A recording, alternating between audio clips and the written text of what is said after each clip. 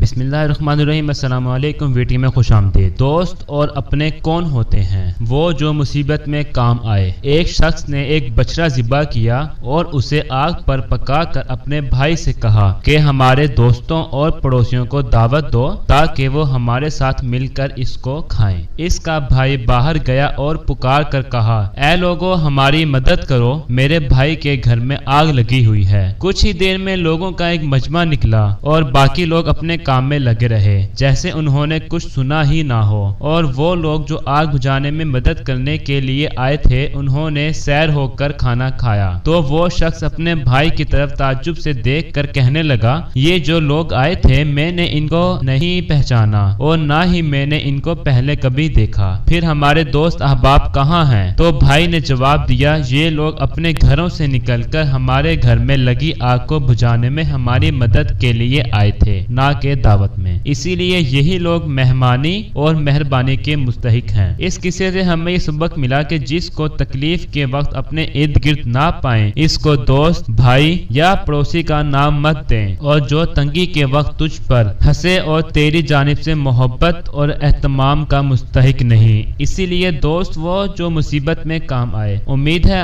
آج کی ہماری ویڈیو آپ کو پسند آئی ہوگی۔ ملتے ہیں اگلی ویڈیو میں، جب تک کے لیے اللہ حافظ۔